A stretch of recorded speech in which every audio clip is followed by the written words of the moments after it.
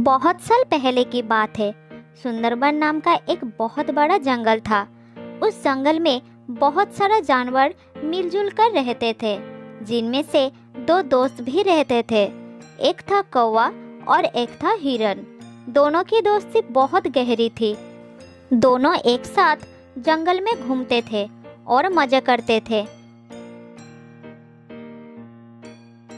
जो मन में आया वो खाते थे और हमेशा तंदुरुस्त रहते थे।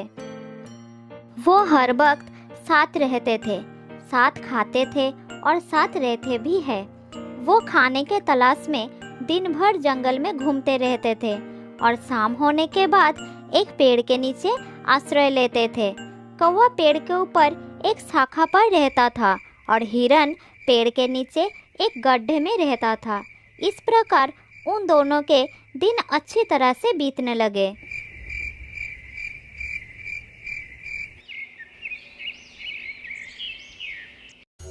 एक दिन जब वो दोनों जंगल में घूम रहे थे, तब एक चालाक लोमड़ी की नजर हट्टे कट्टे हिरन पर पड़ी और वो मन ही मन सोचने लगी, अगर मुझे इस हिरन को खाना है तो कोई ना कोई रास्ता निकालना पड़ेगा। अगर मैं इसके साथ दोस्ती कर लूँ तो इसको फंसा सकती हूँ, फिर इस हिरन का ताज़ा मांस मजे से खा सकती हूँ। हाँ, यही ठीक रहेगा। उस दिन से वो चालाक लोमड़ी हर रोज चोरी छुपे हिरन का पीछा करने लगी। एक दिन लोमड़ी ने देखा कि हिरन जंगल में घास खा रहा था और कौवा उसके पास नहीं था। फिर लोमड़ी धीरे धीरे हिरन के पास गई और कहने लगी, अरे हिरन, मेरे दोस्त, कैसी हो? आज तुम अकेले आए हो? हिरन अचानक लोमड़ी की आवाज सुनकर थोड़ा घबरा गया और वो चुपचाप खड़ा रहा। अरे रुको रुको दोस्त, घबराओ मत, मैं तुम्हें कुछ नहीं करूंगी। कौन हो तुम और मुझे अपने दोस्त क्यों बुला रही हो? मैं तो तुम्हें पहचानता भी नहीं। अरे भाई, जान पहचान तो हो ही जाएगी। क्या तुम मुझसे दोस्ती करोगे? नहीं, अनजान लोगों से दोस्ती नहीं करना चाहिए। माफ करना, मैं आपकी दोस्त नहीं बन सकता। मेरा एक दोस्त है। मैं इस जंगल में अकेली हूँ। मेरे सारे दोस्त मुझे छोड़कर चले गए हैं।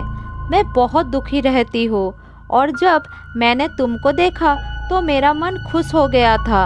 अगर तुम मेरी दोस्त बन जाओगे तो मैं बहुत खुश हो जाऊंगा। ये कहते कहते लोमड़ी की हृदय दुख से भर गई और उसकी आंखों में आंसू आ गए। लोमड़ी की आंखों में आंसू देखकर हिरन का दिल नर्म हो जाता है और वो उसकी दोस्ती स्वीकार कर लेता है। उस दिन से दोनों एक साथ समय बिताने लगे। नए दोस्त को पाकर हिरन कौवे को बिल्कुल भूल जाता है। दोस्त हिरन, क्या तुम मुझे अपना घर दिखाओगे? मैं तुम्हारा घर देखने के लिए बहुत उत्सुक हूँ। ले चलो ना दोस्त। हाँ दोस्त, बिल्कुल ले जाऊंगा। तुम मेरे नए दोस्त, तुम्हें अपना घर दिखाने में कोई समस्या नहीं है। चलो मेरे साथ। हिरन लोमड़ी को साथ लेकर अपने घर के तरफ चलना शुरू किया। इधर कौवा दूर से देखा कि हिरन और लोमड़ी साथ में चल रहे थे। फिर कौवा उनके जाने से पहले ही अपना घर में पहुंच चुका था। तब हिरन लोमड़ी को लेकर कौवे के पास आया। कौवा भाई, ये लोमड़ी मेरा नए दोस्त है। ये बहुत ही अच्छा है। इसका कोई और दोस्त है ही नहीं और अकेला रहता है। चलो, हम दोनों ही इसके दोस्त बन जाते हैं। दोस्ती एक लोमड़ी के साथ? ये तो गलत ही होगी। क्या तुम्हें नहीं पता कि वो एक मांसाहारी प्राणी है? इसके साथ दोस्ती मैं नहीं करूँगा।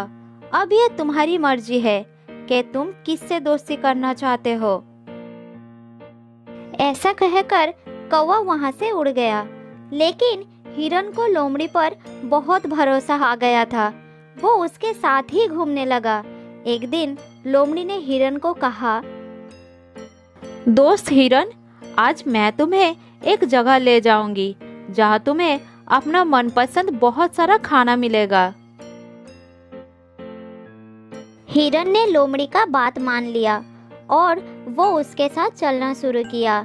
लोमड़ी ने हिरन को एक खेत में लेके गई जहाँ तरह तरह की सब्जियां उगी हुई थी। हिरन इतना खाना देखकर बहुत खुश हो गया। मेरे दोस्त, अगर तुम नहीं होते तो मुझे इतना स्वादिष्ट खाना कभी नहीं मिलता। अब तुम्हारी वजह से मुझे ये सब खाने को मिल रहा है।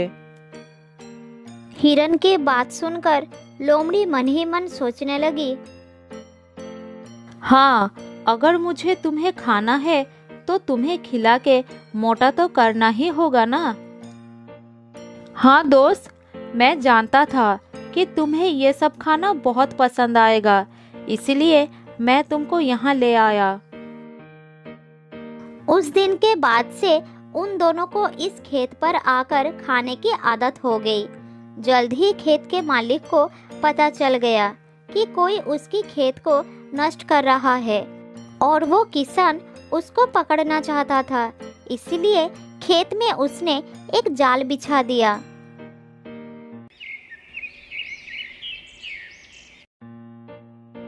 अगले दिन जब लोमड़ी और हिरन वहां पर आए तब हिरन जाल में फंस गया और हिरन को इस हालत में देखकर लोमड़ी वहां से भाग गई और थोड़ी दूर जाकर छुप गई। वो इंतजार करने लगी कि किसान वहां पर आए और हिरन को मार दे। उधर हिरन मदद के लिए चिल्लाता रहा। उसने सोचा कि शायद लोमड़ी उसे इस जाल से मुक्त करेगी, लेकिन वो भाग गई। हिरन को तब कौवे की बात याद आया और वो चिल्लाकर कौवे से मदद मांगने लगा। कुछ देर बाद हिरन की आवाज कौवे को सुनाई दी और वो जल्द ही उसके पास आ गया। दोस्त, मेरी मदद करो, इस जाल से निकालो मुझे, नहीं तो खेत का किसान मुझे मार देगा। जल्द ही निकालो दोस्त। अगर तुम मेरी बात उस दिन मानती तो आज इस समस्या में नहीं पड़ना पड़ता। मैंने कहा था ना, वो लोमड़ी धोखेबाज है। तुम्हें मुसीबत में देखकर भी वो भाग गई। हाँ दोस्त, मुझसे बहुत बड़ा गलती हो गया है, लेकिन तुम मुझे जल्द ही इस जाल से निकालो। मेरा दम घुट रहा है, मैं मर जाऊंगा। ठीक है, एक काम करो, जब किसान आएगा तो तुम मरे हुए का नाटक करना और मैं तुम्हारे पैरों को चुभाते रहूंगा। जल्दी करो, मालिक आ रहा है। तब हिरन ने मरने का नाटक किया और कौवा भी हिरन के पैरों को चुभाते गया। ये देखकर किसान को लगा कि हिरन शायद मर गया और वो तुरंत जाल को खोल दिया। उसी समय मौका देखकर हिरन भाग निकला।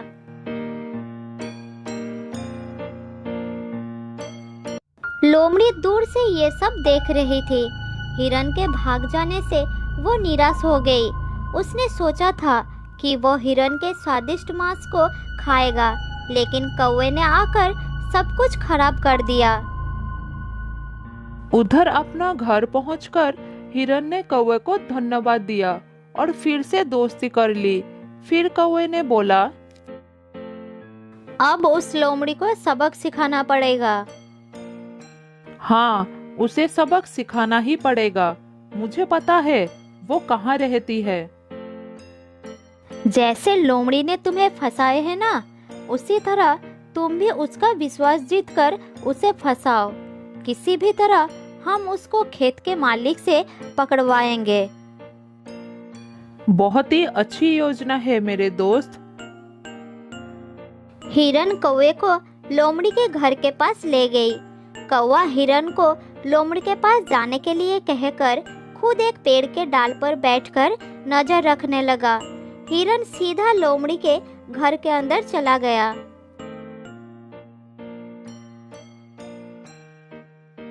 अरे दोस्त, तुम पहले की तरह मुझसे बात क्यों नहीं कर रही हो? तुम्हें पता है, उस दिन मैं किसान के जाल में फंस गई थी और भगवान की दया से मैं वहाँ से भाग निकला। सच में? मैं तो पानी पीने गई थी, ये सोचकर कि तब तक तुम थोड़ा खाना खा लोगे। मुझे पता ही नहीं चला कि इतना कुछ हो गया, नहीं तो मैं तुम्हारी मदद जरूर करता। अब जो हुआ सो हुआ, बुरा मत मानो मेरे दोस्त। इस बार तो हिरन खुद मेरे पास आया है, अब तो मुझे इसको खाना ही पड़ेगा। फिर दोनों साथ साथ समय बिताने लगे। फिर एक दिन चालाक हिरन उस लोमड़ी को खेत के पास ले गया। लोमड़ी बात करते करते जाल को नहीं देख पाई और जाल में फंस गई। मेरे दोस्त हिरन, मुझे बचाओ, मैं इस जाल में फंस गई हूँ। तुमने उस दिन मेरे साथ यही किया था ना, अब खुद देख लो कैसा लगता है। मैं चलता हूँ। ये कहकर हिरन वहाँ से चला गया और कौवे के पास बैठकर देखने लगा कि लोमड़ी क्या करती है। लोमड़ी जाल से बाहर निकलने के लिए छटपटाता रहा। थोड़ी देर बाद खेत का किसान आ गया और देखा एक लोमड़ी जाल में फंसा हुआ है। उसे लगा कि यही लोमड़ी है जो उसकी फसल को नष्ट कर रहा था। फिर किसान ने लोमड़ी को पकड़कर ले गया और एक पिंजरे में बंद कर दिया। किसान के जाने के बाद हिरन और कौवा उसके पास गए। तुमने मुझे धोखा दिया था, मैंने तुम्हें अपना दोस्त समझा, लेकिन तुमने मुझे मौत के मुंह में छोड़कर भाग गए। अब तुम इस पिंजरे में बंद रहो, यही तुम्हारी सजा है। मैं चलता हूँ। ये कहकर कौवा और हिरन वहाँ से चले गए और उस दिन के बाद से वो दोनों खुशी खुशी रहने लगे। बहुत साल पहले की बात है। जंगल के एक घने पेड़ पर दो बच्चों को लेकर एक तोता दंपति रहते थे। वो आसपास की पक्षियों को भी मदद करते थे और आवश्यकता पड़ने पर दूसरे पक्षियों के बच्चों का ख्याल रखने के साथ साथ उन्हें खाना भी खिलाते थे। तोता माँ अपने बच्चों को बहुत प्यार करती थी। उन्हें कष्ट ना हो इसलिए घोंसले में नरम बिस्तर की भी व्यवस्था की थी। उनके लिए दूर दूर से फल लाकर खिलाती थी। मेरे प्यारे बच्चे, मेरी राजदुलारे हैं, मेरी आंखों के तारे हैं।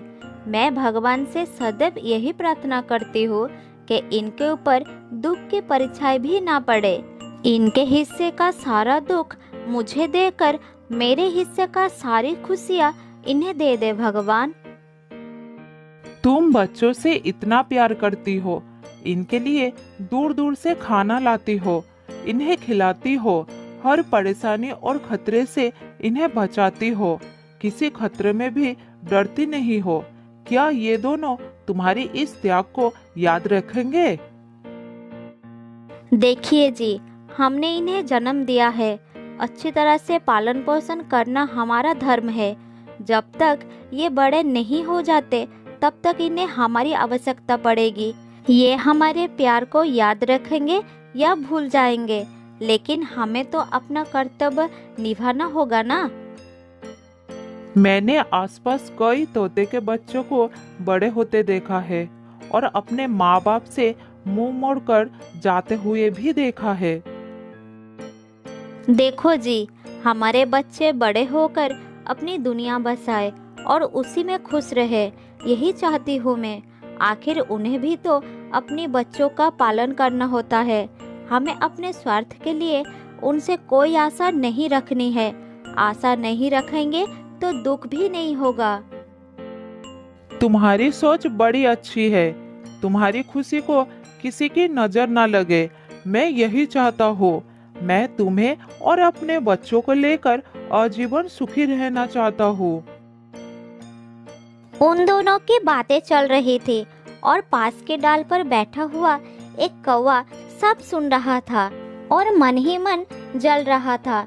दूसरों की खुशियाँ उन्हें बर्दाश्त नहीं होती थी। ये तोते तो अपनी परिवार में बड़े मजे कर रहे हैं। अपने आप को ना जाने क्या समझ रही है। इससे तो मजा चखाना पड़ेगा। कौवे ने इधर उधर नजर घुमाई और उसके दिमाग में एक योजना आई। पास के एक डाल पर मधुमक्खी का एक छत्ता था। छत्ते को देखकर कौवा सोचा, अगर मैं इस छत्ते पर टोका मारकर भाग जाऊं तो मधुमक्खियां बहुत क्रोधित हो जाएगी और वो सब छत्ते से बाहर आ जाएगी और सबसे पहले तोते परिवार को देखेगी। फिर मधुमक्खियां इस तोते की हालत बहुत खराब कर देगी। मुझे तो ये सोचकर ही बहुत आनंद हो रहा है। ये कहकर कौवा वहां से उड़ गया और उस छत्ते पर चोंच मारकर भाग निकला।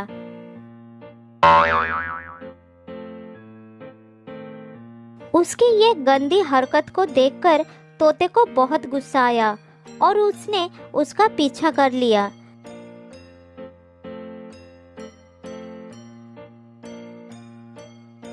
इधर बहुत सारे मक्खियों को क्रोध आ गया।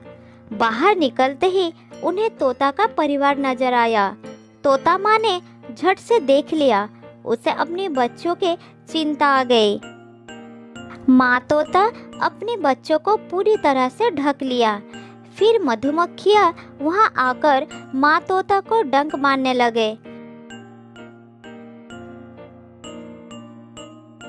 उसे बहुत पीड़ा हो रही थी, लेकिन डंक सहकर भी बच्चों को बचा रही थी।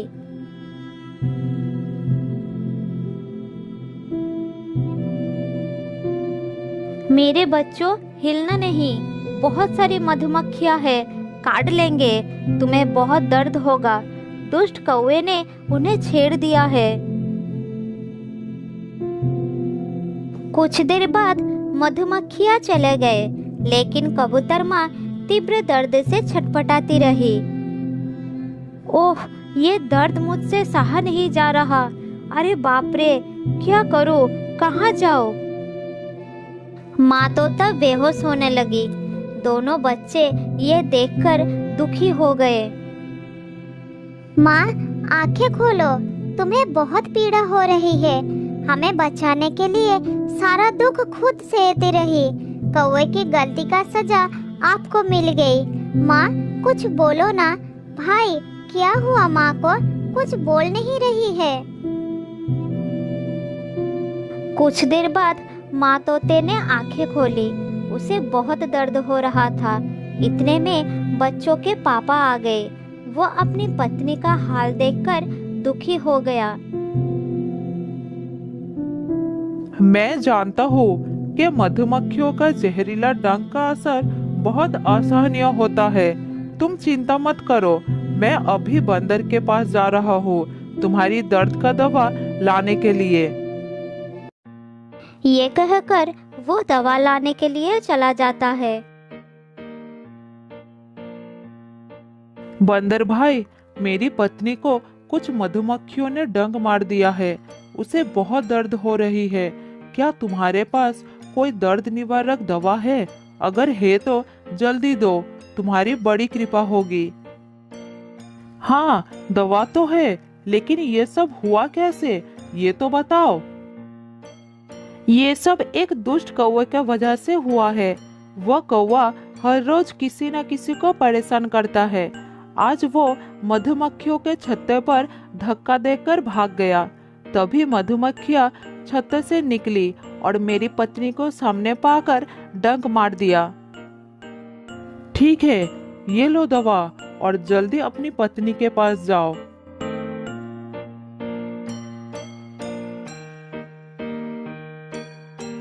कुछ देर के बाद तोता दवा लेकर आ गया और उसने अपनी पत्नी को दवा खिला दी। थोड़ी देर के बाद माँ तोता को आराम हुआ। इसके बाद 2 दिन बीत गया।